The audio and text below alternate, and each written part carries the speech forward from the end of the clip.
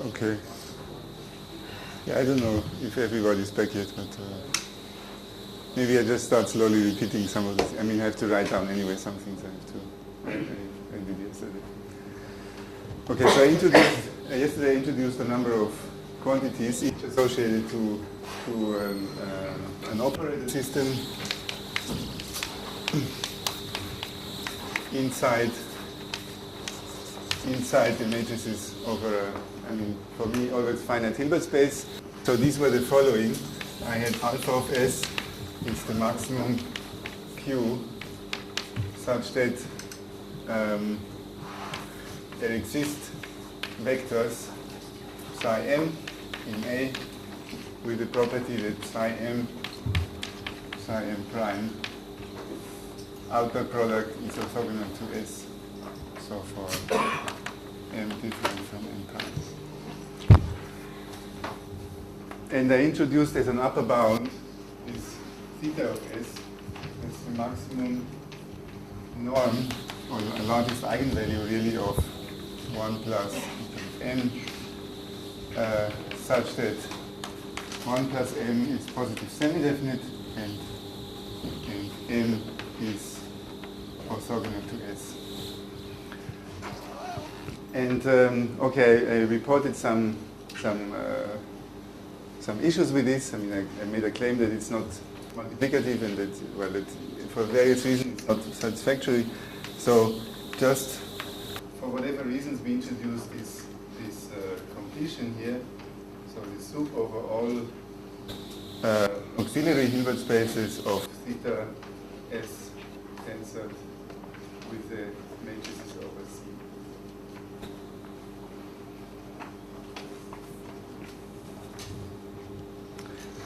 So,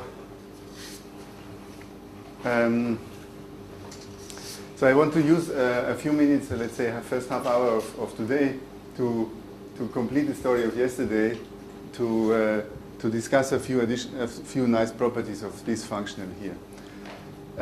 Before I do so, I want to introduce yet another one that is on that side here. So this is again a combinatorial quantity, and it's somehow in the same relation to theta tilde as alpha is to theta. So these are the definitions. This is again a maximum integer such that there exists. Now it's going to be. I mean, it's a generalization of this one here. So when you ponder this purely mathematically, what is really weird about it is that we demand here rank 1 objects that are orthogonal to S. And even the relatively small subspaces S may not have, so meaning that the orthogonal complement is a relatively large subspace, there may not be any rank 1 matrices contained in it.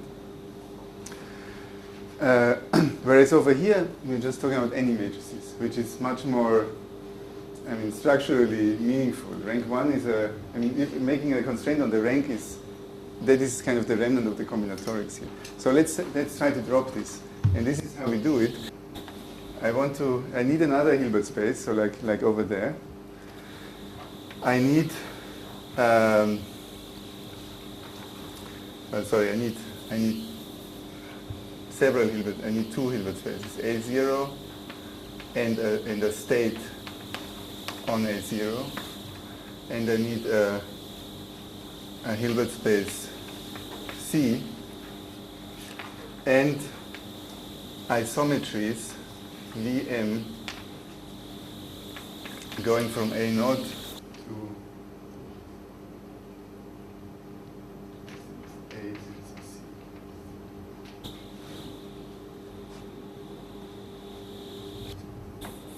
So I write it isometries.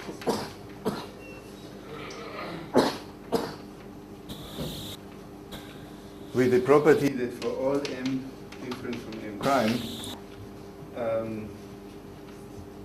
Vm rho, Vm prime adjoint is orthogonal to S tensored with the matrices over C.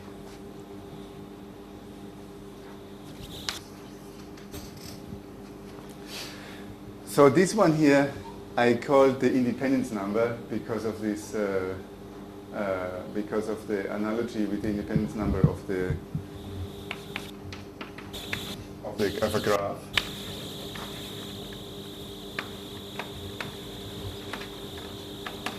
And this one here,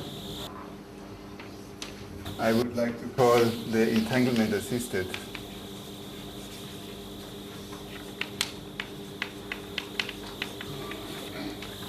Independence number. The motivation is something that I shouldn't discuss. Actually, probably this is something that makes the most immediate sense to the more physics-oriented part of the audience. So remember that I introduced this alpha of S motivated by a certain communication game where a sender is allowed to prepare a state, which turns out to be psi m, and the receiver wants to distinguish the output states. Now, if you augment this communication scenario by an entangled state, an arbitrary state that can be pre-shared between the two parties. So the communication diagram is more complicated. Then you allow them to pick beforehand an entangled state, and then the sender can do something to her system, holding the one half of the entangled state, send it through the channel, and then the receiver will have a bipartite state composed of the output of the channel and the stuff that he had before. You can ask exactly the same question: how many messages can I encode in this way? So the encoding now is not just a preparation of a state, it has to be a CP-TP map acting on the sender's entangled system. The output condition is again the same. These bipartite states that the receiver holds should be mutually orthogonal. If you massage the algebra of that a little bit, you will arrive at this here. So this is exactly this maximum Q is exactly the maximum number of messages. So it's the same game starting from the same channel, leading to the same operator system, but with the presence of an entangled state. Now you see what we gained here is we had to augment we had to extend the S here, which if S is an abstract operator system, even that already makes sense. So that's kind of the point where it starts becoming really meaningful to talk about operator systems. And these objects here, they can have arbitrary rank because rho is just, well, I call it a state because it's actually the reduced state, the partial trace of an entangled state. But of course, it's for these conditions enough, it's just a positive semi-definite matrix. This can be any rank. There are still some conditions because all these guys have to have the same rank, right? Since the VM are isometries, but okay, up to that, there is more freedom here. So what I showed are certain things. I showed that alpha of S is less than or equal to theta of S. And what is immediate from the definition is alpha tilde of S is an upper bound to alpha, whereas theta tilde of S is an upper bound to theta. Also this here can be shown, and the proof indeed is very similar to the one that we did up here. So I leave it for you to homework, for you to think about. There are some other things that we can note. For example, that this here is at most the dimension of A, whereas this here is at most the dimension of A squared. In fact, so also this is homework. That's the easier one, that's the more complicated one, looking at this definition alone.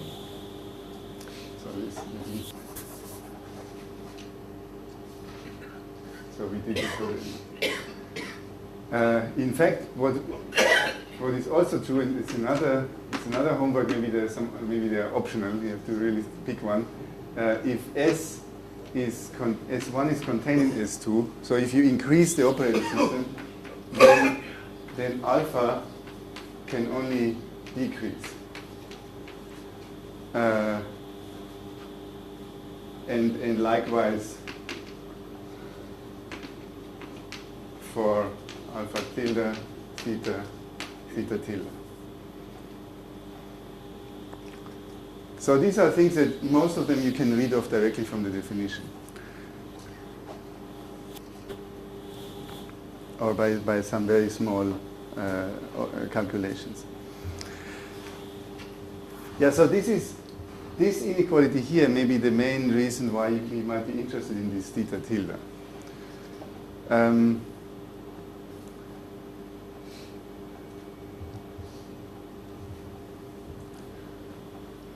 So let me ask you something about the demographics of the audience. So, I know this is it's a bit of a racist question, but I want to distinguish mathematicians and physicists here.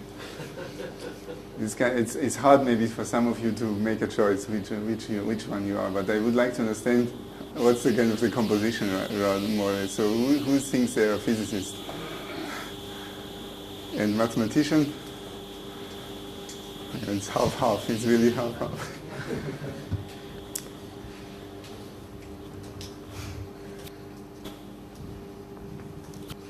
So let me explain something for the mathematicians then. So this here becomes an equality when S is the trivial, the smallest possible operator system, if it's just a multiple of the identity. And also this becomes an equality.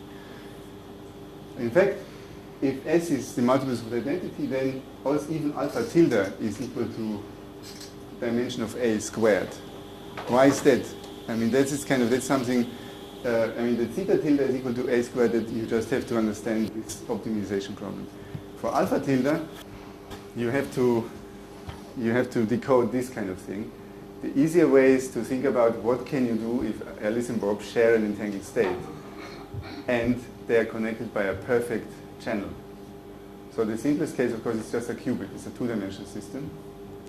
And let's say they share a maximally entangled state of 2 qubits. Then there is this wonderful protocol of dense coding invented by Stephen Wiesner and Charlie Bennett ages ago. And, published in 1993, but according to Charlie Bennett, it was invented a long time before by Stephen Wiesner in the 80s probably, and he just refused to publish it.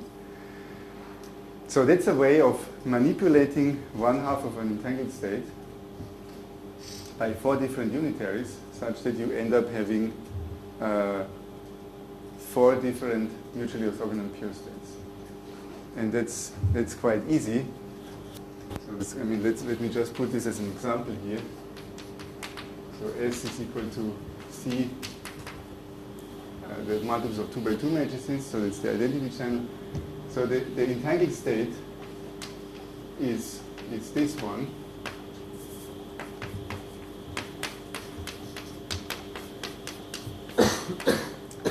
and the sender uses modulations, as I said. So because here, the only thing someone can do is always a CP map. So the easiest things to do is conjugate by unitaries, and they are the same ones that we had on the board already in the morning, the identity X, Y, Z. So these 2 by 2 matrices, Pauli matrices. And you check that, let's call this P plus, you check that identity X, Y, or Z, each, tensored with the identity. So this is the Alice part. Alice can do something to her qubit. Bob, of course, is purely passive at this point. Acting on phi plus, they are mutually orthogonal. So that means after Alice is done, once she gives the qubit to Bob, he has this state, and so he can distinguish 4 alternatives, which is the square of the dimension 2 of the Hilbert space. So when you see this A squared, that was the first indication that we had somewhere to look for an indication for a relation with the entanglement-assisted communication problem. So this inequality really is the proper analog. There are cases where it's actually tied. When S is maximal or minimal, then both of these inequalities are tied.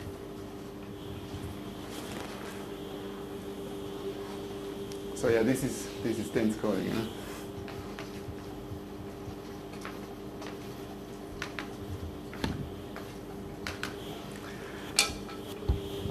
Okay, so the only other thing I wanted to discuss is why this particular quantity is nice in many respects compared to that one.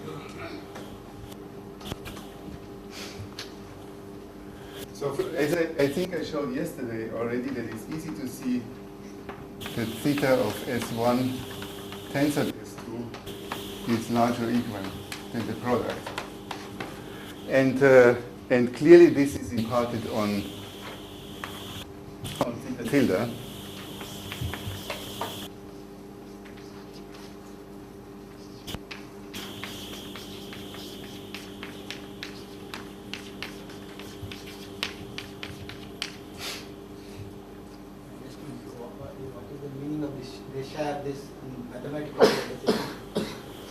Mathematically. Yeah, we comes under that setup. Right? It means that this row here, also we want a translation into the definition. Yeah. Okay, the V's, first of all, C is trivial, it's one-dimensional, so it's just, and these A naught is equal to A, so these Vm are unitaries, in fact they are the Paulis over there. And rho is simply the partial trace of the entangled state. It's the part of the entangled state that lives on the sender's side. So you trace over Bob, and so this in this particular case it will be just identity. And what the condition here says is that the product of any two different Paulis is traceless, which is true. So you can check that. Yeah, it's good that you asked me that. So I guess I'm too habituated to thinking in these operational games. Yeah. In fact, it's very easy to see on this level. Yeah. Okay, it may not be so trivial to see why you cannot have more than 4, but that follows, for example, from the upper bound over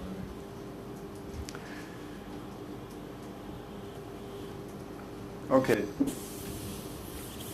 So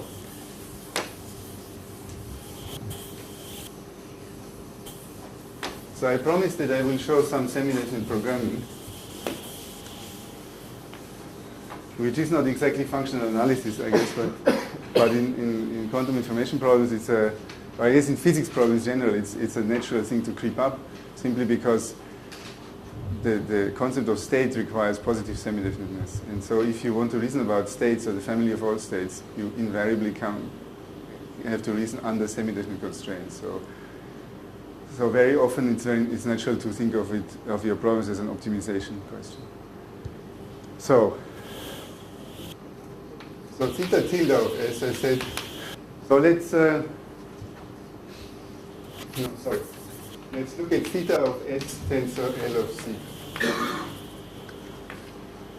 So I said this is okay. This has to be the maximum norm. Now since we're talking about positive semi-definite matrices, it's just the largest eigenvalue, and we know how to do this. This is just overlap with a pure state. So it's something like this. It's a generic pure state here. 1 plus m, such that phi is an appropriate unit vector. So where does it live? In A tensor C. 1 plus m is positive, of course, and m is orthogonal to S tensor L of C.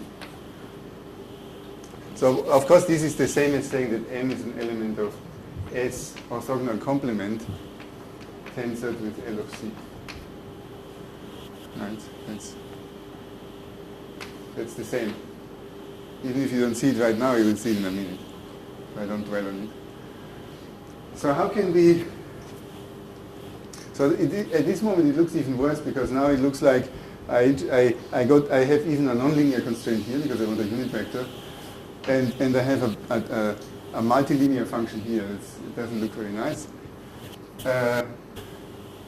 But it turns out this can be lifted by realizing the following. So how can you vary over all unit vectors? So this is a trick.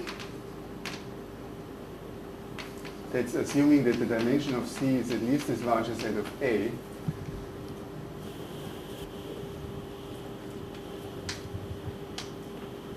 You can write phi, so it's kind of, there exists a rho as a state on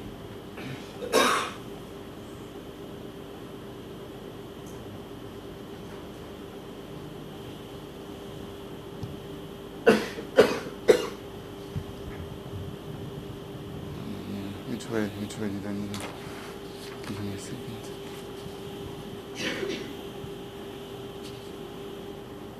Okay. Let's see.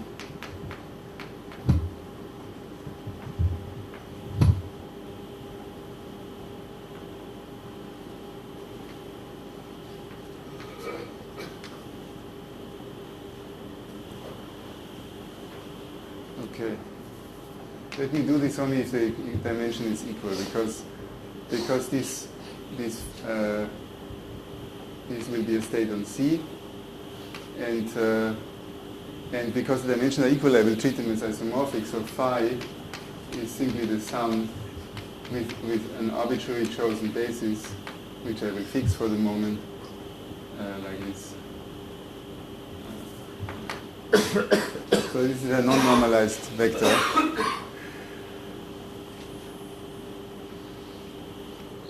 Yeah, so you can convince yourself that you can always do this. I mean, in a way, this equation is the key to this so-called Schmidt decomposition, because it allows you to relate the Schmidt decomposition and Schmidt vectors to the singular value decomposition and the singular eigenvectors.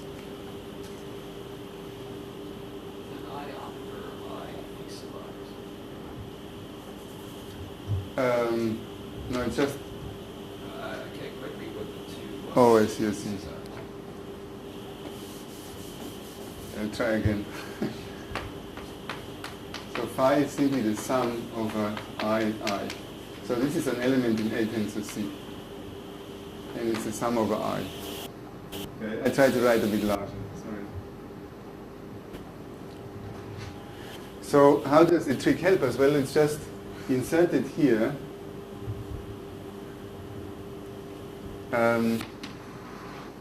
So this is the max, well, sorry. Maybe I'll just rewrite this term. So this is equal to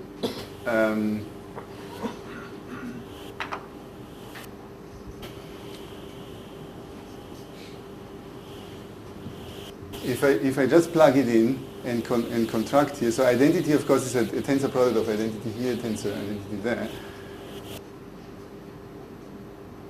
So obviously I get the big phi. And what I get in between is a rho, identity tensor rho plus, okay, probably say it quite large, plus plus an m prime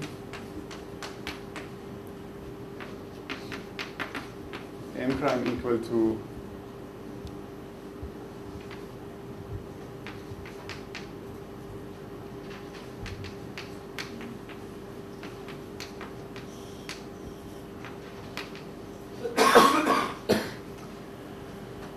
So what did it gain us? Well, you see that here we are multiplying with something that is supported on C.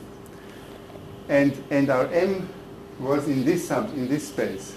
So multiplying with anything from here, we are not leaving this space. So this is still an element of S orthogonal complement tensor L of C.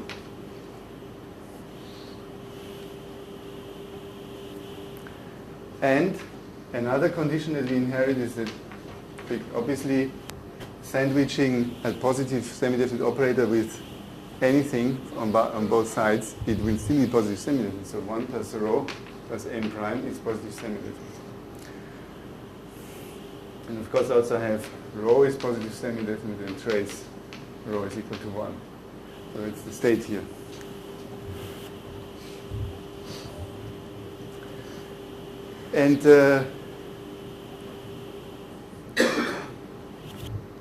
And this is essentially my semi-definite program.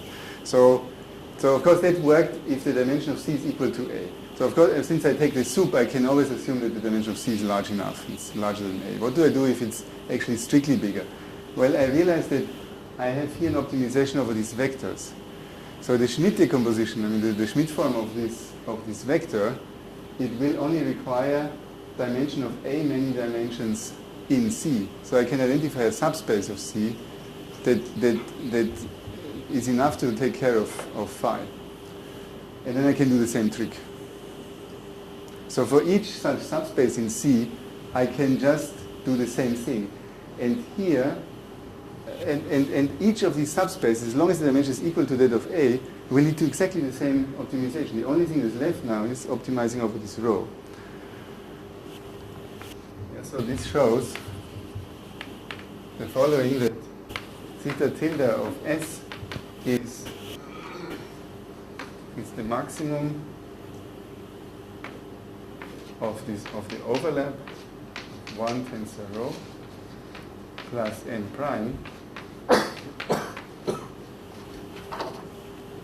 then I will just repeat these conditions here.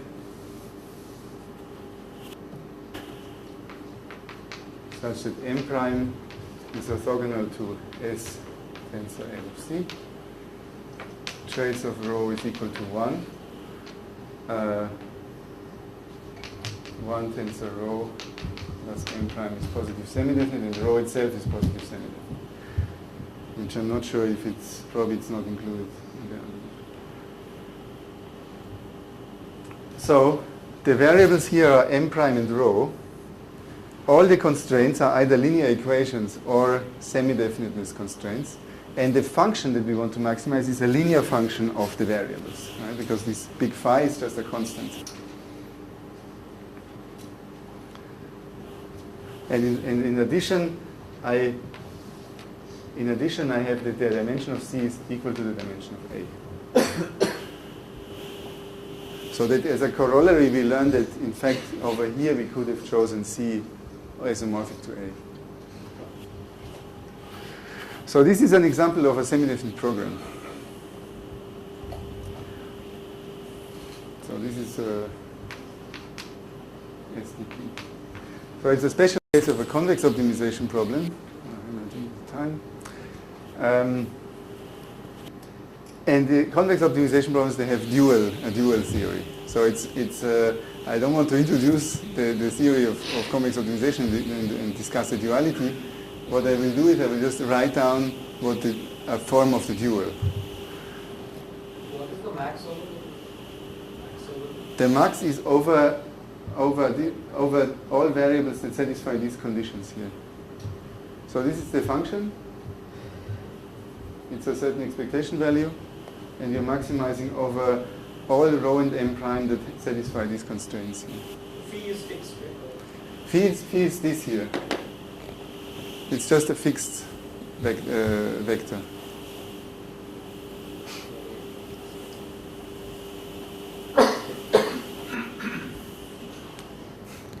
So it's a bit chaotic, this one here. So the dual is the following. Excuse me, I'm taking that too. Yeah. You want to allow C to vary over A dimension, subspaces the same dimension as A in case of Yes, yeah. And then you use the same symbol for the basis. Well, I mean, they are all isomorphic. They are all isomorphic. Of course, also here I can choose different bases, but they are all isomorphic, and I can absorb this, and this is a unitary freedom that can be absorbed into rho here. So I break the optimization into two parts. There's varying the subspace, which for each subspace I fix a particular isomorphism that identifies these bases here. And then given that subspace, I vary over all phi that lie in A tensor subspace. And for each subspace, I get exactly the same form here. Right? They're all related by a unitary. That's the idea. So actually, it's at this point that the dimension of C is reduced, simply because phi cannot entangle a small a with an infinitely large C. It's always just, at most, I mean, you can always find this a-dimensional subspace. That's really why it happens. So there's no secret thing. So the dual is a minimization problem too. To come back to this, it's a minimization over a simple number lambda such that lambda identity is larger or equal than the partial trace over A of a matrix Y. Y is in S tensor L of C. So again, C has the same dimensions A. And I need some inequality. Y is larger or equal than the outer product of phi with itself.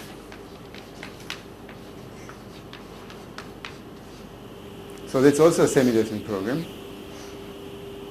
So this is, I mean, the writer on the dual is like in linear programming. It's a mechanical exercise. You introduce a variable for each constraint, and you have a constraint for every coefficient in the objective function. So again, the objective function and the constraints, they change places. And duality theory shows that this here, this minimization is always an upper bound to the maximization over here. Strong duality, in fact here even so-called strong duality applies, making the two optimization equal. And essentially it's down to the fact that both of them are trivially feasible. So for example, here I can always choose m equal to be 0. And that will set in rho an arbitrary state, and that will satisfy. Here I can always choose lambda to be humongously large, because I can always find a y, and for example y is just a multiple of the identity here. A large enough multiple of the identity will be larger than anything here, because it's just a bounded operator, and then I take lambda to be the norm of y. So they're both feasible, in fact, strictly feasible, and so the maximization here is equal to the minimization there. Now the nice thing is, what did we do to see this inequality, or rather the more primitive one? Well, we just picked feasible point here, feasible point there, and we showed that we can construct trivially a feasible solution for that one, so that the maximum can only be larger. And for that one, you can do exactly the same.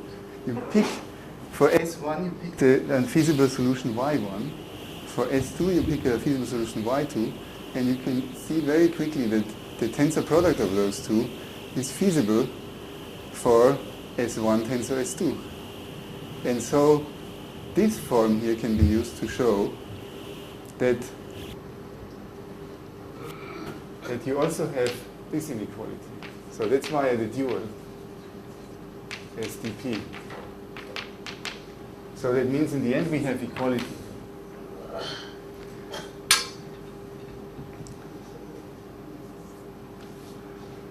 So I think that's basically all I wanted to say about this part, and maybe just as a bit of a teaser. So okay, so since I reached this point, so most of what I told you here is written up in a paper that I wrote about 2 years ago with Runia Duan and Simone Severini. There is a lot of, I mean, this is kind of the clean part of the paper. This is the things that we understand very well. There are lots of other things where we have big gaps in the knowledge, and I want to share some of those with you because you might have an idea. So there are some very simple cases that you can treat here, and they immediately lead to very hard questions.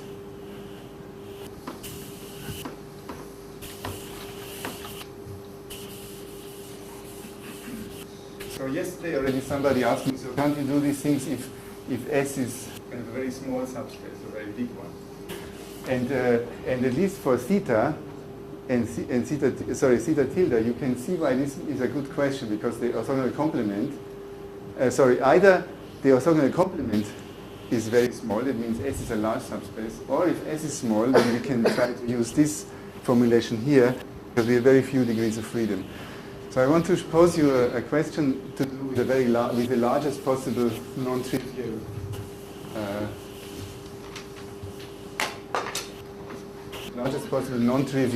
S.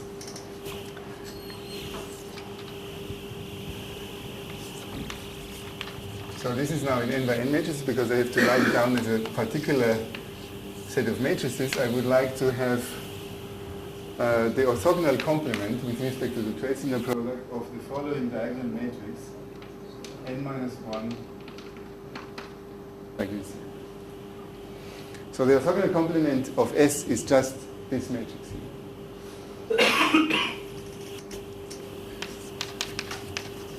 So it's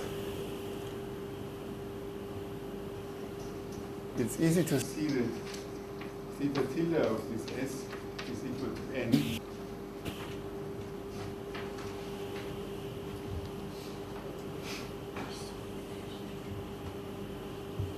In fact, I think you can equal to theta of S. Okay, never mind. However, alpha of S is equal to 1. That should be clear. Why? Because the definitions I erased before was if alpha tilde is if alpha is larger than 1, it means you have to find a rank 1 object in S complement. Now, well, this is all, except for the 0 matrix, these are all rank n. So that's the easy one. Alpha tilde of S is equal to 2. So in fact, any non-trivial S, so any S that is not equal to the full matrix, set of all matrices, has alpha tilde at least 2. And in this particular case, because the dimension of S of the orthogonal complement is only one dimensional, it's possible to show that this is actually equal. So this is not so easy maybe, but it can be shown.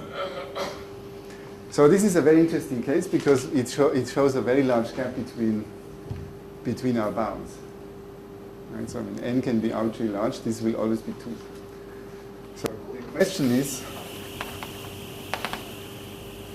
what is the limit of alpha tilde S tensor power, oh no, n is not good, k,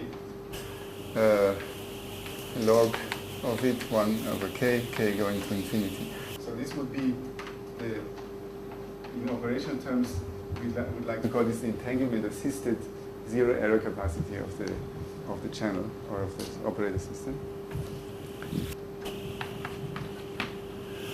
So the only thing that I know at this point is that it's less than or equal to log n. So is it equal or not? Or is it? And it's of course it's larger or equal to 1. Log 2 for me is 1. So in fact, I don't even know what is alpha tilde of S tensor S if this is 4 or larger than 4. So it's maybe a beautiful question. This of course this is a different question for each n, but you just pick your favorite large n and you try it. So the difficulty there is that we have to optimize over these arbitrarily large auxiliary spaces A0 and C, and hence also very large isometries. So that's where it becomes tricky. But if it's really larger than 4, it should be possible to just guess something, to come up with some interesting matrices. And yeah, so I want to leave it at that. So these are questions. I don't want to call them homework because I don't know the answers myself. But it's some of those things that we puzzle in our article or in our preprint, to be precise, because it's not been published yet. One other thing the other direction that we're trying to explore a bit, and it's something that we're talking to Vern and to some other operator system people, to make more of this analogy between graphs and operator systems. So I showed you that graphs give rise to special operator systems. This goes a bit in the opposite direction. It shows that certain concepts that are elementary and easy to define for graphs, they extend in a very natural and sometimes very beautiful way to all operator, at least to these kind of operator systems where you have additional structure like orthogonal complement, or you have objects like this maximally entangled state, capital phi.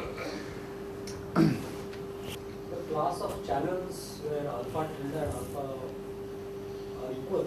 Yeah. There are some channels. Oh, that's difficult to characterize. There are some, of course, like like classical channel. No. Actually, even classical channel, they can differ. Sorry. No, this is very difficult to characterize. Even classical channels where alpha tilde is equal to alpha is we don't have no clue how to characterize them.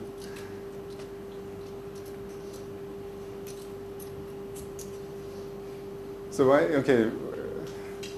I guess you got it by now, but why I'm personally excited about this is because it allows you to kind of go back and forth between an algebraic and the combinatorial point of view. If you're stuck with the algebra, maybe you can draw some inspiration, or even you can guess some good idea from combinatorics, and maybe also vice versa.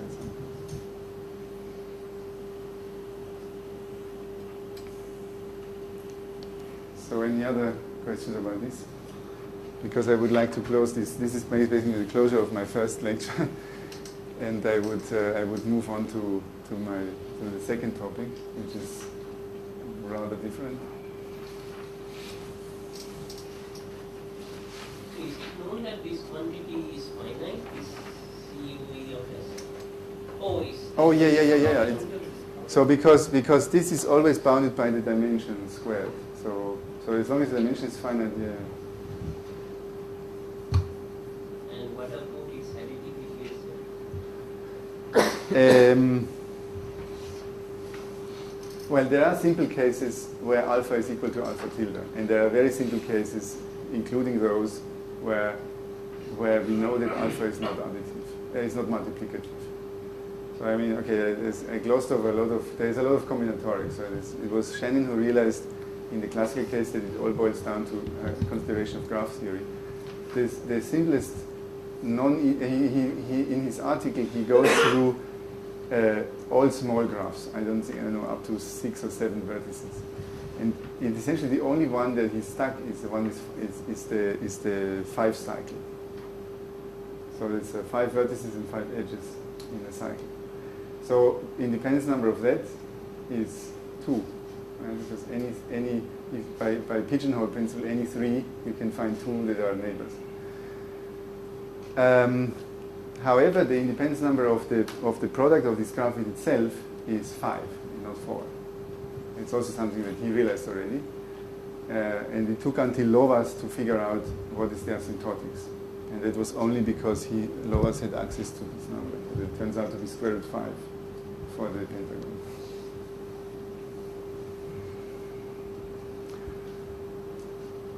So yeah, this alpha and alpha tilde, they are not multiplicative in general, which means that these asymptotic quantities, they are very, very hard to grasp. As I said yesterday, even in the classical case, even if you have a proper combinatorial graph here, it's not known whether C0 and let alone C0e are even computable numbers in the sense of theory. It would be a shock if they weren't, but until we discover an algorithm of even tower time, it's impossible to say. But it just shows how difficult it is to understand these combinatorial numbers, of course. I should say.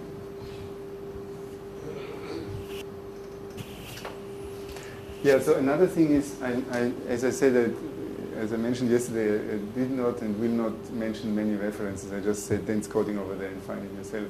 So what I did instead, we put up a two pages on the workshop website, where I collected some references for each of the 4 topics I'm talking about. So that will help you if you want to read up things later, it will help you as an entry point to find out. It's not an exhaustive list of references, which would be forbidding, but it's at least kind of the main reference for each of those topics.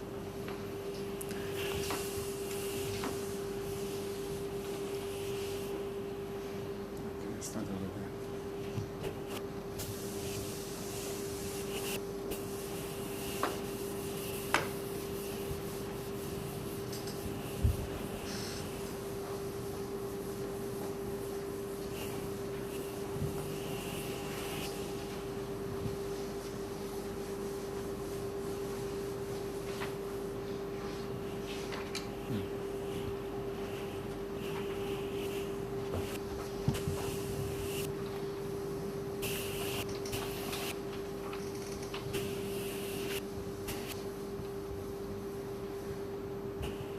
I'm tempted to leave this.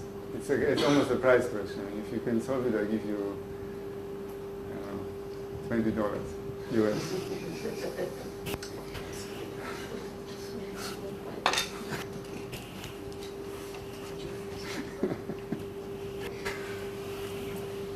Okay, something completely different. Or maybe not completely, but sufficiently different not to merit a break.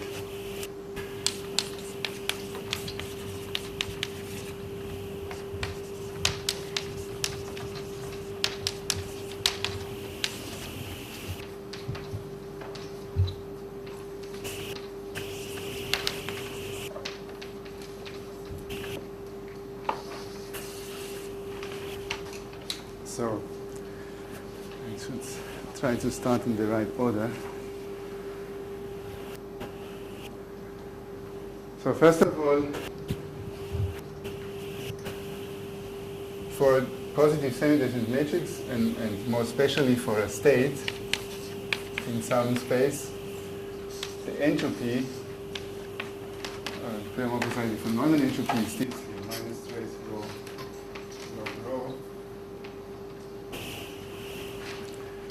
which is the same as to say it's minus lambda I log lambda I.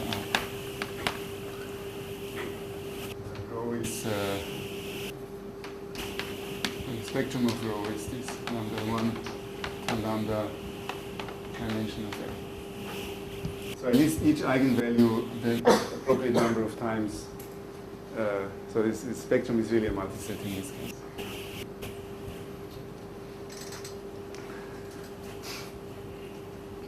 So there are some elements. So first of all, if some eigenvalues are 0, we declare this to be 0 because the limit of this function when lambda goes to 0 from positive is 0. So that's kind of a small thing. So there are plenty of relations. I mean, this entropy, of course, it plays a big role in statistical physics, also in information theory, and I hope to come back to that on Thursday and Friday. And especially in information theory, it's quite amazing how far we can get just with bounds. I mean, of course, in physics, there's a tendency to only regard identities or asymptotic identities because you want to calculate things. And in information theory, of course, it's also true. But for many considerations, we really have to trust that we can go through a certain argument just by a chain of inequalities. So that makes it's rather peculiar. I mean, maybe I shouldn't have erased these definitions of capacities because, for example, if you're interested in the asymptotic capacity, it may not be such a good idea to try to solve the alpha of S problem for each finite number of copies. So after all, you're just interested in a very coarse asymptotic, just the exponential growth. So inequalities. So there are inequalities that are of the easy type. If rho is a state, which means that the eigenvalues in particular are between 0 and 1, then this is always a sum of non-negative numbers. And we have equality if and only if all of them are 0. And it can only be, so this number here is 0 either if lambda is 0 or lambda is equal to 1. And since, again, I'm using the constraint that rho is a state, so the sum has to be 1. So rho has to be a pure state.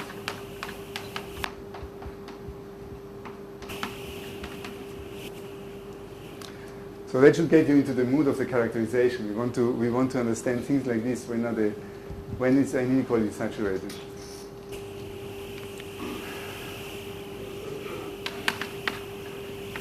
So then I'm interested in the other inequalities that come up in information theoretical context are inequalities for states on composite systems.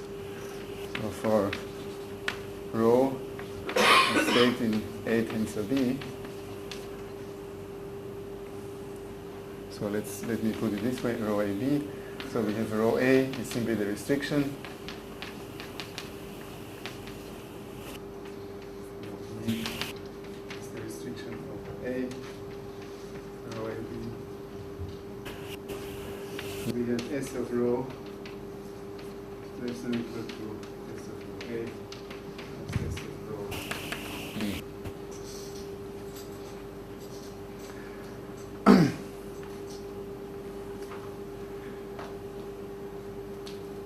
Or let me put it differently.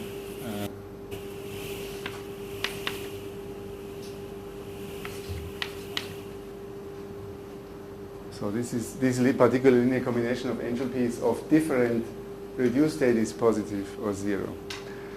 So this kind of thing, it merits a special quantity, at least for some of us. We call it the mutual information.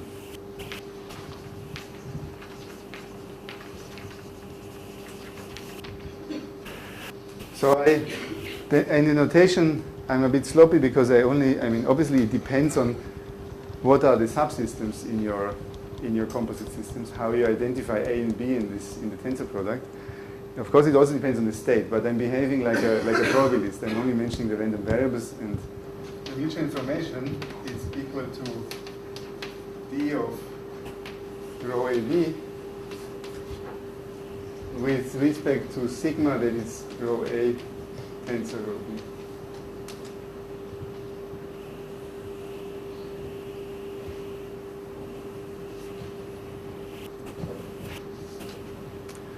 Okay, so that doesn't gain us a lot at the moment. We need to learn more about this D here. So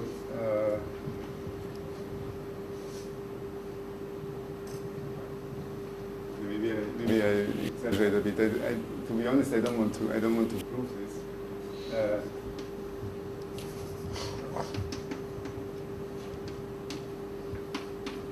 It's enough to show that D is always non-negative.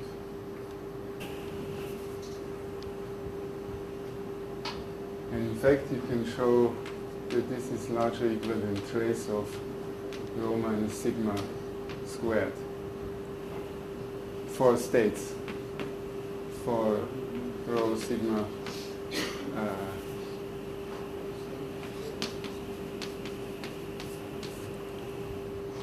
Excuse me, I'm confused. sorry. Here, when you wrote this mutual information, Yeah. that equation with two dots means there is a definition, right? Yes, yeah. And then what does it mean to say to see this and to use that? There's nothing to see, right? It's a definition. Oh, sorry. To see this here. Sorry. Yeah. Okay. So the claim is that this mutual information is always non-negative. So this is what I mean. Maybe I shouldn't say this to see this, because I'm not going to write a complete proof. I want to say this is actually there is a more general fact, which is that the relative this thing here is called the relative entropy.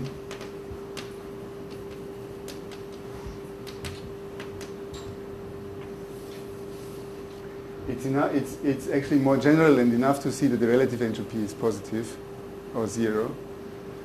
And in fact, there is this inequality here that is well, it requires a few manipulations, but it's not that terribly hard to see. So of course this is a square, so it's not negative. So this is a big gap here, but if I would have more time, I would fill in the details. The reason why I wanted to write this down is simply so that we can also read off the equality condition. So basically you need to prove a trace inequality, because you're comparing the trace of different functionals here.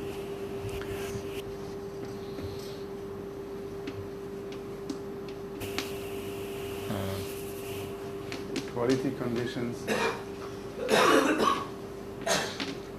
And that is, of course, mutual information is zero if and only if rho is equal to this tensor product.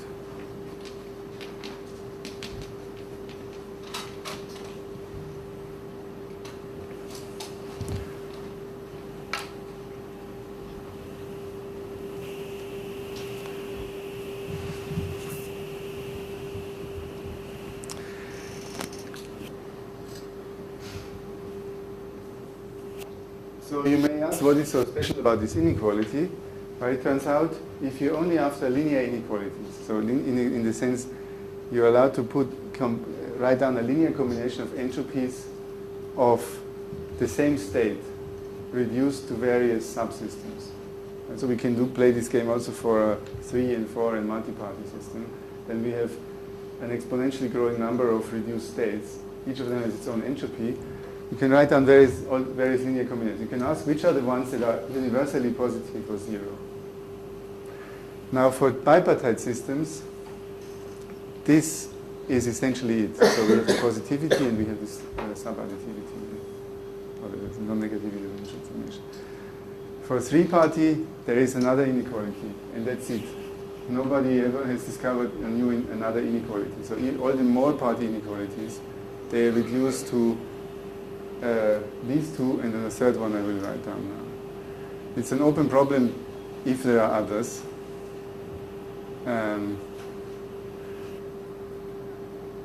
I will concentrate on this third inequality because it's the most powerful one. It includes the second one.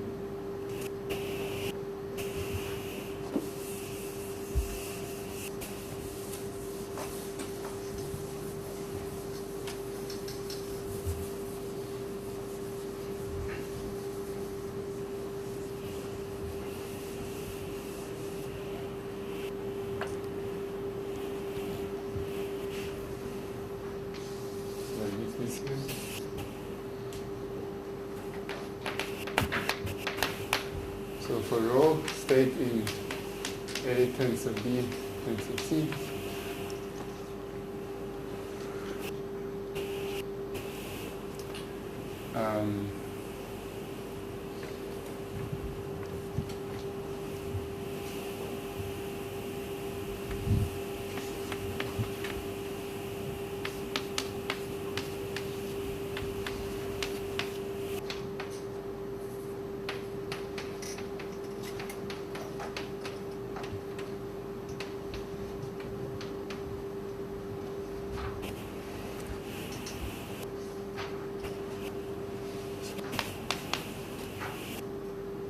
This is a claim. This inequality has also its own name. It's called strong subadditivity because it's a generalization of the thing over there. If you let B be trivial, one-dimensional space, then it reduces to the thing over there. So it's actually a generalization. And this here we call, by analogy with classical information theory, when these are Shannon entropies, then we call this the conditional mutual information.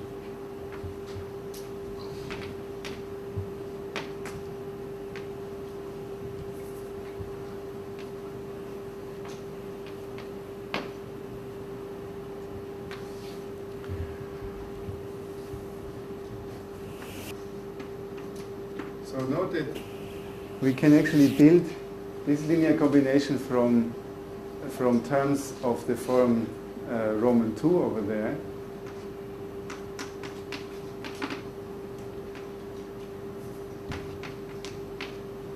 This is equal to, no, sorry, C condition B is equal to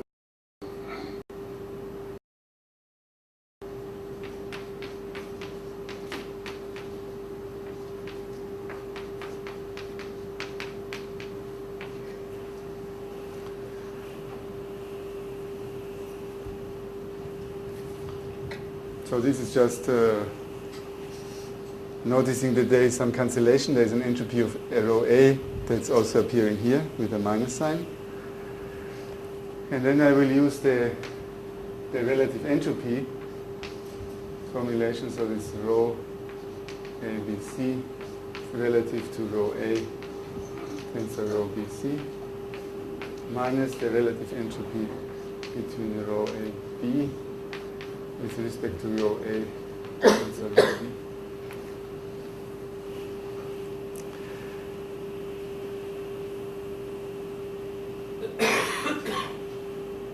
So which means that in fact it's like here with the positivity, with the non-negative, sorry, like with the non-negativity of the mutual information, there is a more general effect that implies non-negativity of this expression, which is the monotonicity of the relative entropy.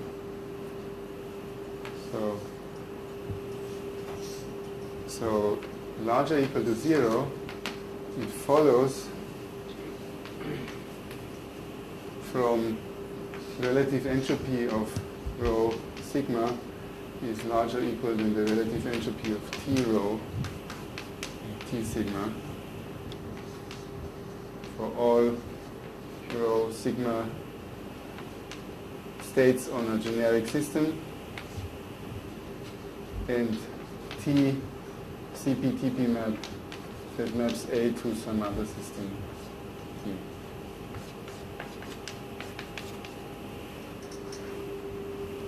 I hope you can see why that is. So here, T is simply the partial trace over C, and sigma is it's a rho A and it's a rho BC.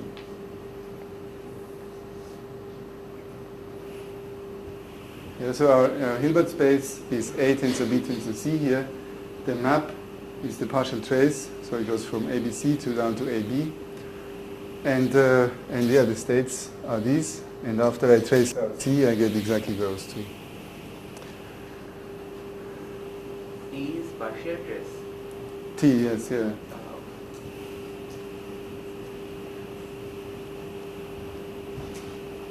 So all these I'm just reviewing, I'm just reporting things that are known, and that I'm basically reducing some deep inequality. This one here was actually proved in 1973 only by Lieb and Raskai.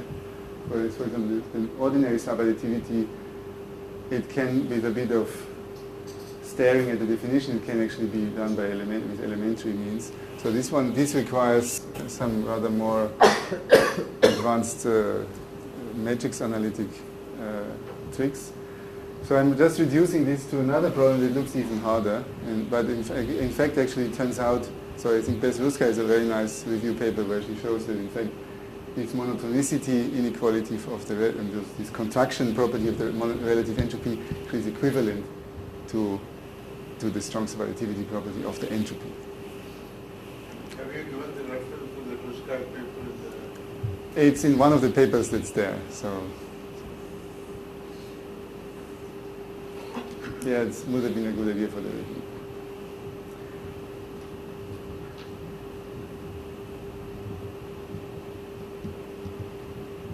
So okay, that brings me now to finally to the topic of what I want to talk about, and eventually I will gradually come back to things to do more with that looks like algebraic theory of matrices. So I will simply hide all the tools that are needed to prove these inequalities by referring to Lieb, Raskai, and particularly the Danish Petz. So Petz has a number of different proofs of this inequality. It was not the first one, so this inequality was first conjectured by Lindblad in the early 70s. And almost at the same time when strong subadditivity was established, he found a way of proving this in generality, at least for finite matrices. It took a bit longer to get this also in the most general setting. So the beautiful thing about Petz's approach is it gives you automatically the equality conditions here, as a property of the states in the map. Is there a classical analog over there? Of? This, Oh yeah. I mean, in the classical world, this has many different names. So it's sometimes called the entropy divergence or the Kullback-Leibler divergence. And for not that inequality. Yeah. Oh, it's true. It's simply true because the classical world is a special case. If rho and sigma are diagonal matrices and T is a channel that preserves diagonal matrices, then it's just a stochastic map. And then okay. Thanks for asking this question. So, if rho and sigma are diagonal matrices, so just basically you have sitting on the diagonal a distribution, then here you have the sum over the eigenvalue lambda I of rho times the log of a quotient. So in the most general setting, this is actually the log of the derivative of one measure with respect to another. What's the name associated to that? Sorry. Radon-Nikodym. So thank you very much. Yeah. So, but we are talking about discrete, right? So it's just lambda I divided by mu I. If you then act with a stochastic matrix, you get different. I mean, this lambda and mu, they're just distributions. If you have the stochastic matrix, you just get another other output distributions, image distributions. Then this inequality here, it's essentially a consequence of the concavity of the log. In fact, practically all of these things in the classical case, meaning in the commutative case, all these things, they follow very, very easily from the concavity of the log. For example, here we're taking a convex combination because it's lambda I add up to 1. A convex combination of this log lambda I divided by mu I. So you just have to understand this quotient well, and that's all. So it's actually quite straightforward. So it's amazing how much more difficult it is to do this in the most general quantities. Okay, so what I want to speak about is the equality case here, which we will essentially using the characterization of Petz, specializing it to our case. We will have to work it quite a bit to arrive at the most general form of a state that has equal to 0 here. And that's kind of why I'm talking about this is because it leads to very naturally to some matrix algebraic questions.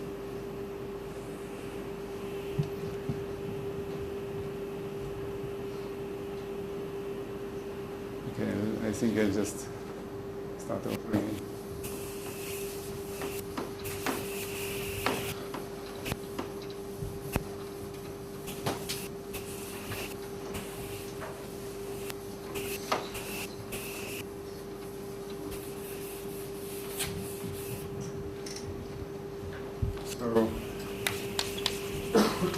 So this is really Petz theorem for the relative entropy.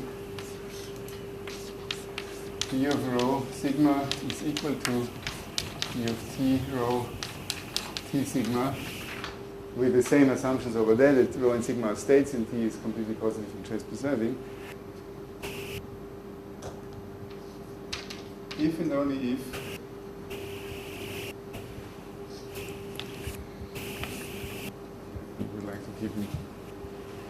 keeping the notation here.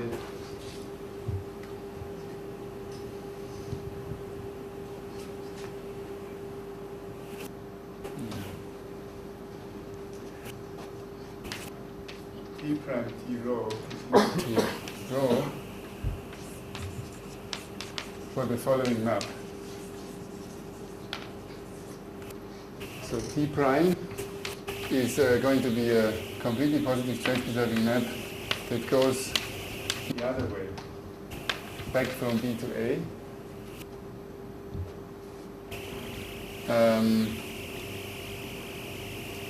And maps X to something that looks rather strange.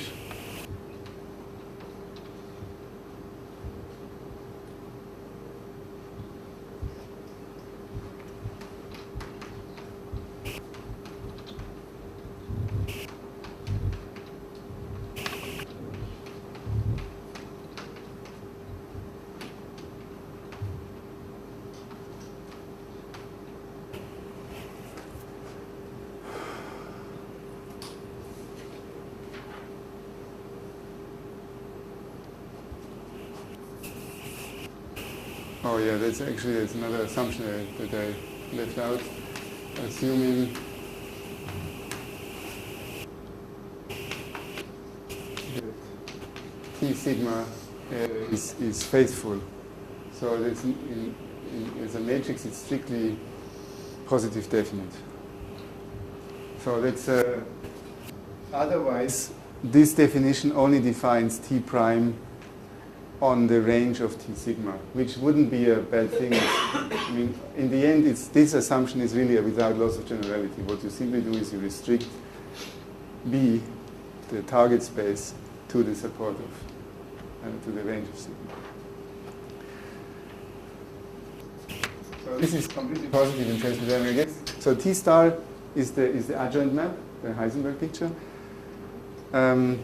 Note that it has the property that T prime T sigma is equal to sigma. You just plug it in, you see that you get the identity in here And T adjoint is identity preserving, so it just gives you the identity again, and then we get sigma back. So T prime is designed to be a partial inverse for sigma, for T on sigma. And the equality condition of Petz relates, says that the relative entropy is equal if and only if this T prime is also a partial inverse for rho. For T on the state rho.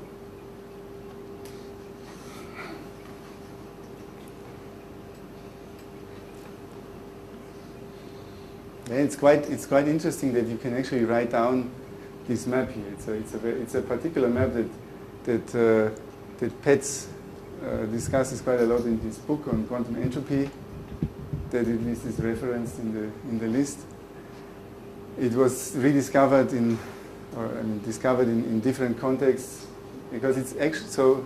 Well, okay, maybe I shouldn't waste too much time on the background. It's worth, as an exercise, try to write down what this does, what this here is in the combinatorial case. Yeah, so again, rho and sigma are diagonal matrices, and T is a map that maps diagonal matrices to diagonal matrices. So everything reduces to distributions and stochastic matrices. T prime is a very well-known stochastic matrix. It's associated to Bayes. There is such a thing as Bayes' rule in probability. So this is a kind of a quantum version of Bayes' rule in a weird sort of way.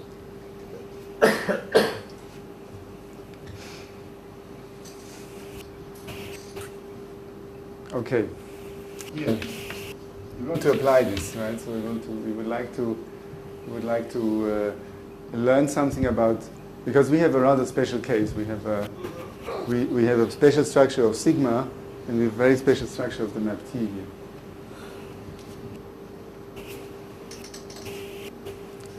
So T is equal to trace C. So you know what is T star in that case. So there's L of A, C, B, T star, L of A, B, L of A, C. That should be known. It's simply the trivial extension. It's simply the tensoring with the identity. So we need this here, right?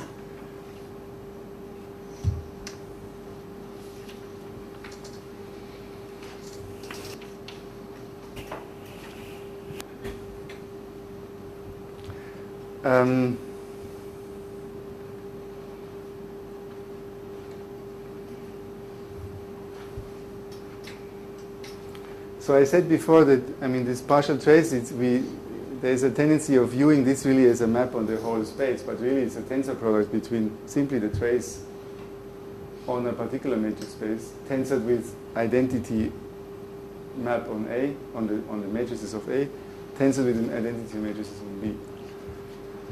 So notice also that sigma has a tensor product structure. And so when we do all this algebra here, we find that T prime is actually the identity on A, of the matrices on A, to be precise, tensored with some T double prime,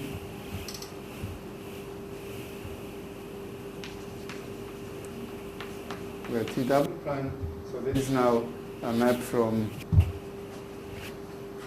states on B to states on BC, is something like this, is the root of rho BC. Then we have to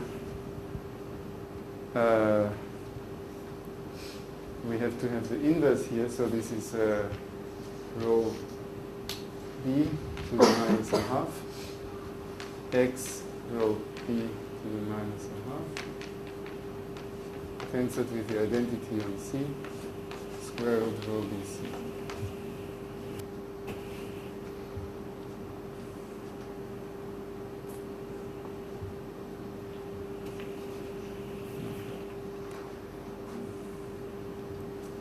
So T double prime, it goes from T to C.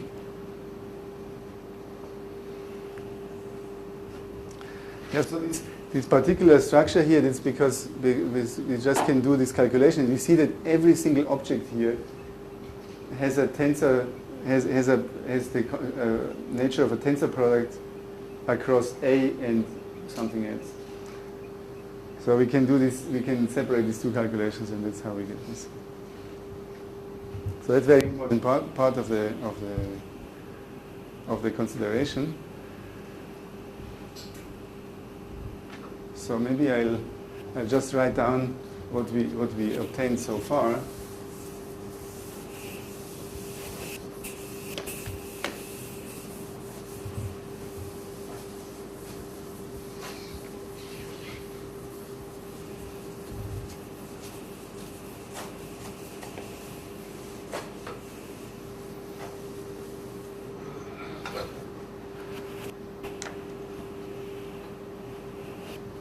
So what we learn is we get conditional mutual information of AC given B equal to 0 for the underlying state rho ABC.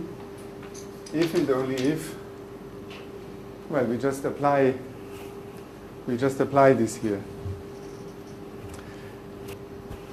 The Petz condition. Rho ABC is equal to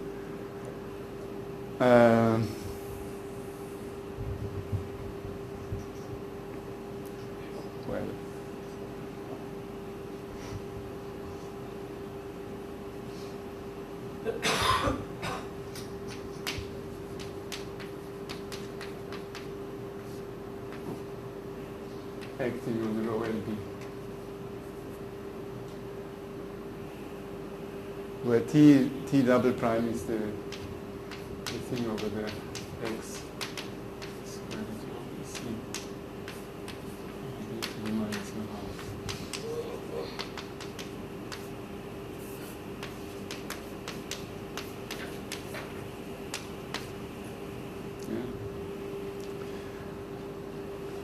So that is the algebraic condition, and I just want to decode this now. That's the main objective of this whole point. So I apologize that I had to go through all this entropic stuff. So one thing that we should notice is, well, of course, it doesn't look like a very easy to understand condition, because it's I mean, even to write down this map here, it's a highly nonlinear thing. Is a function of the data, the data being this state here, and then we add another multilinearity here. So it doesn't look like completely promising to do this, but at least it's just an equation on the level of matrices. Right? So we got back from this nasty trace of some logarithmic function, which is never nice to handle, to such a thing. If you've ever seen Markov chains, this should remind you of one. Right? So a short Markov chain in the classical probability world, and it's let's say just 3 variables, it's the shortest Markov chain where it makes sense to talk about, is one where you can think of the joint distribution as the joint distribution of the first 2 times a conditional distribution of the third given the second. And that's a bit like this map here. I'm just talking about analogy. I'm just trying to prepare you for what I'm going to write down now. So in fact, in the classical case, when all these maps, when all these states are just probability vectors, and all these maps are simply stochastic matrices, that's really what you get. You get here a short Markov chain. You get, if you follow my advice and try to decode this in the commutative case, this is exactly what I just said. The joint distribution of these 3 variables is the joint distribution of the first times a conditional distribution of C given B. And that's the equality condition in the classical case. You have conditional mutual information 0 if and only if A and C are conditionally independent given B as random variables. And that's in fact in the classical world, there is in fact a very easy way of seeing this, because the condition-rich information can be written as an average over B, as an expectation over B of informations of A and C with respect to the condition distribution. So the theorem that I want to show at least some elements of is the following. You have an analog of this. It's just about identifying what does it mean to be Markov chain. I mean, it's kind of course you could say, well, that's what it is. That's what it means. But you can be actually quite more explicit. So it's as follows. B is a Hilbert space. So I claim that it's possible to decompose this Hilbert space in a direct sum meaning orthogonal direct sum. Each Bj is a tensor product, or is isomorphic to a tensor product of something that I call Bj left and Bj right, meaning that one belongs to A and the other to C.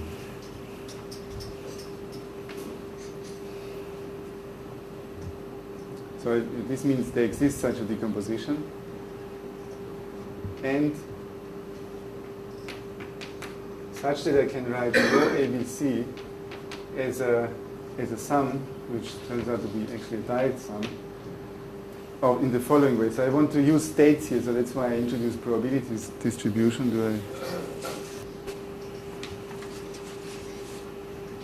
Let's call it Pj. And then I have some rho that lives on A, Bj left.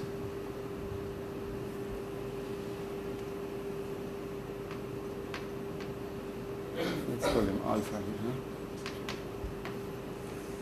Huh? I see that nobody will be able to read this. Huh? So, Pj alpha j, which is an operator, it's a state actually on the composite of A, Bj left, tensored beta j, Bj r c.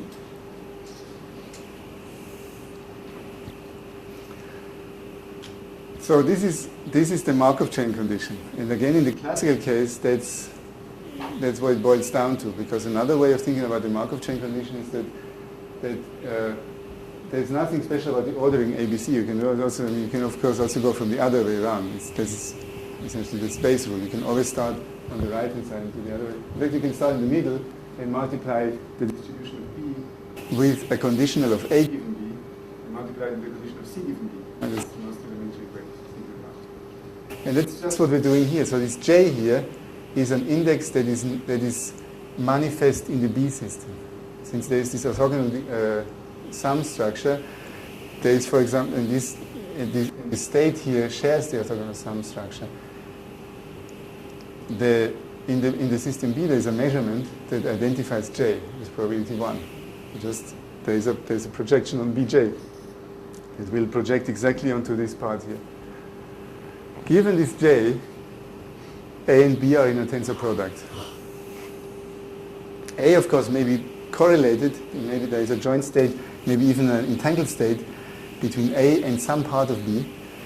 And then there might be entanglement between C and the part of B, but these two parts of B are separate. They are neatly in a tensor product.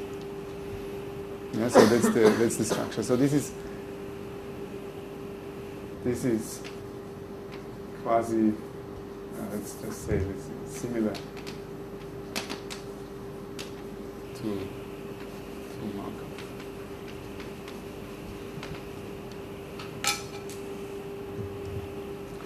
Okay, so let me see what I can achieve today. Somehow I end up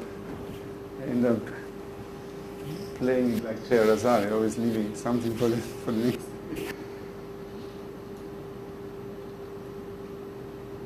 So basically what the purpose of this is now to show you how you go about this. how you discover this particular structure. I mean, where in this equation is it hidden, this orthogonal decomposition in this tensor product structure? Right? That's really what you would like to know. Oh, these are probabilities. So these are all states here. And these are probability distribution.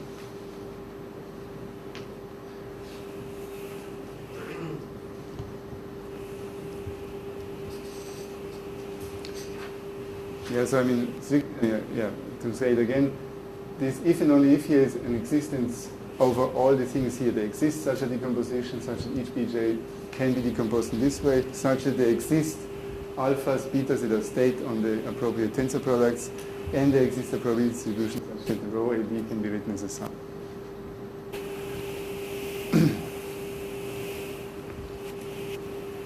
So alpha is a state in A tensor region. Yes. So the index here is always indicative of the system on which the state is defined.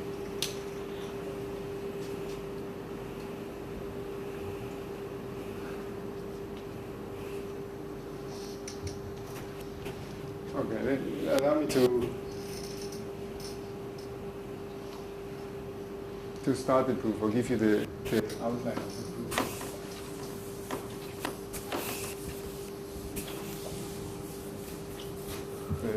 The bird's eye view.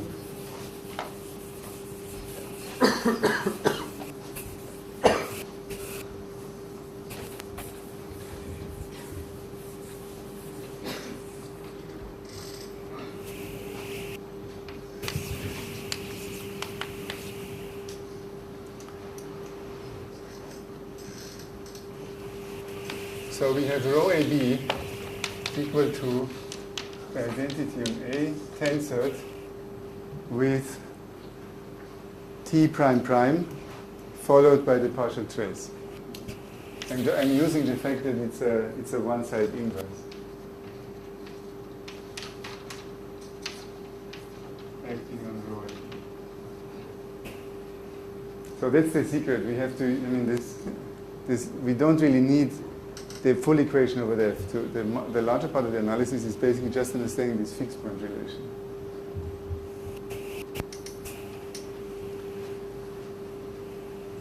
So that's what we have via Petz.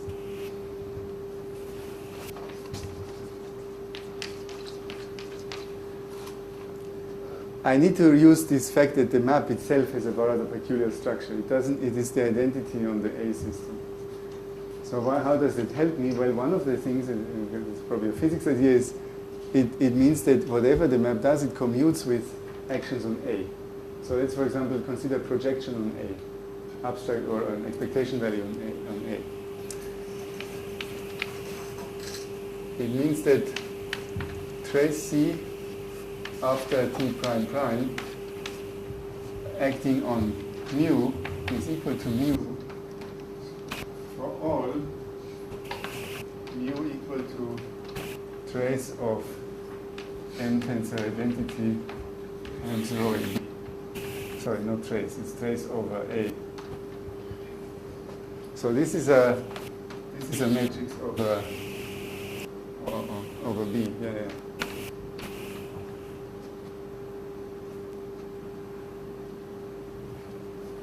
I say all and want to use the freedom of M here. M is an arbitrary matrix on A.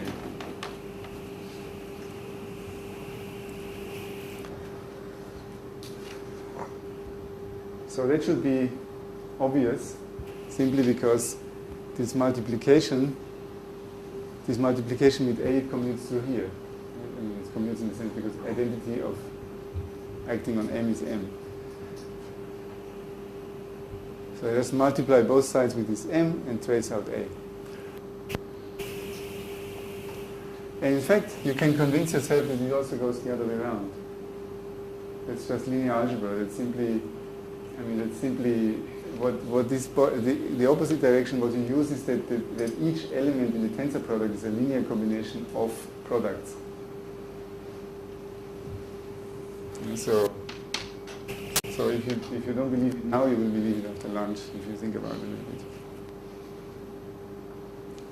So actually, we don't just get one fixed point equation. We get for this particular map, which is now, of course, we would like to understand maybe on the level of using even more structure. But if you don't do this, it's just another map. It's just a CP map here.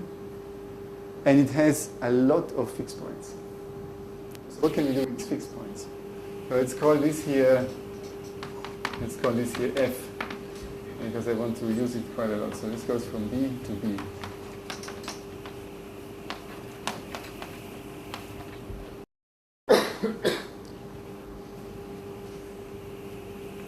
So F has all these fixed points, which are implicitly defined via the state rho AB. But let's forget about this for a moment. So all we know is that F has a certain number of fixed points.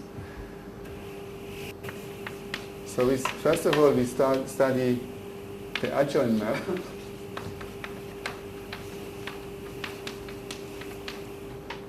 So this is what I should be doing in the rest of the proof. So this is a completely positive and unit-preserving map. So the first thing we do is find the fixed points of this map here.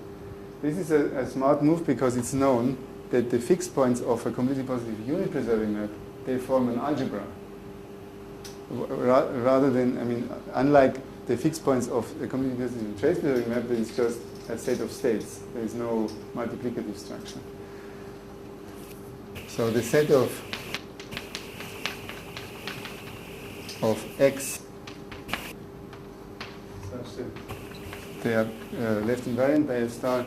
This is in fact a subalgebra. In fact, it can be given as the commutant of the Krauss operators.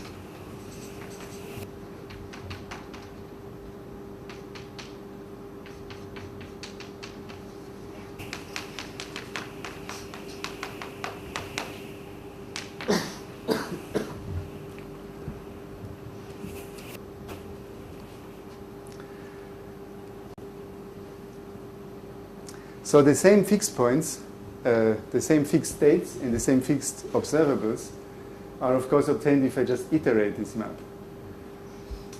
And if I iterate it asymptotically many times, I can use that to obtain a projection onto the fixed points. So this is point 1.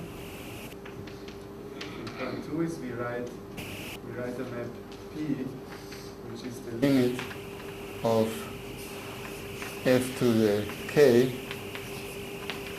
but I don't know if I can't assume that the iterates of F commute, so I take a chaser rule.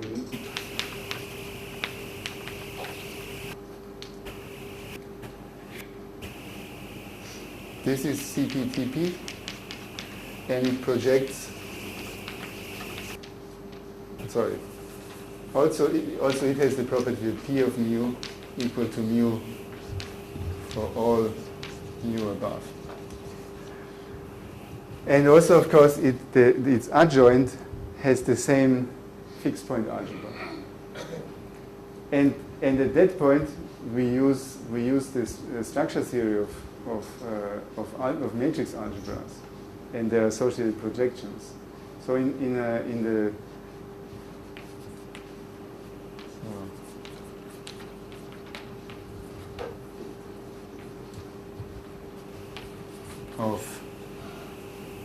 of the P star fixed points.